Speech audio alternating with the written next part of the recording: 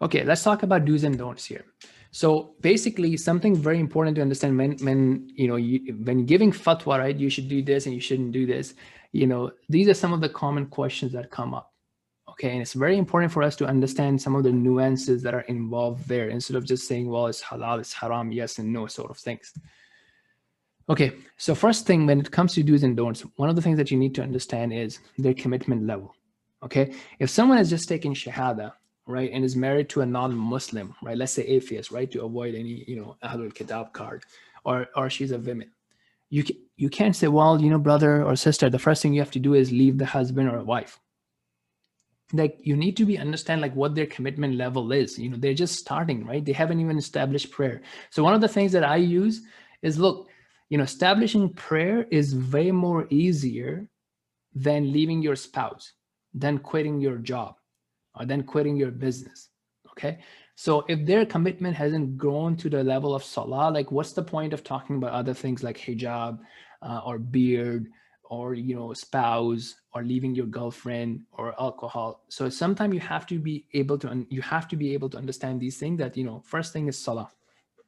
Okay, some of the other things to be aware of is this an agreed upon issue, right? So you may be following something, and you should follow that thing, whatever you believe in and whatever madhab and opinion you're following, and that may even be a safer or a stricter opinion, but that does not mean that is the only opinion. So let's say if you're a Hanafi and you don't believe in combining, for example, right? Can be aware that there may be different opinions, and based on the commitment and priority level of the new Muslim, they may want to take in the easier opinion. Okay, same thing goes for circumcision, right? Is it like an agreed upon thing that they must circumcise, right? So being aware of those things is important. Again, firstly, you won't even get into those things because most of the people, their commitment level is already very low. So you just want to focus on salah and meetings and learning and so on and so forth. Okay, being aware of the benefits, right? So this is something we'll talk about next week as well, that look, at the end of the day, the decision is theirs. You are helping them learn the ruling, either yourself or taking them to the imam. Actually empowering them to talk to the local imam is also important, right? So look, he or she should know that, look, is this an agreed upon must thing? Is it disliked? Is it preferred? Or is it a halal haram issue?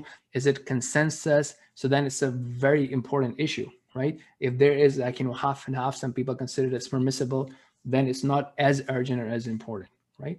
Also, the person making the decision needs to know that the lesser evil and the greater good, right? So maybe the person is in a haram job.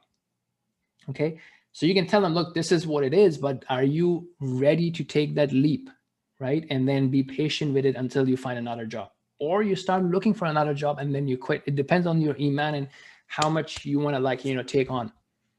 Okay, so you can give you the ruling, but the practical implementation is something that you have to maneuver around.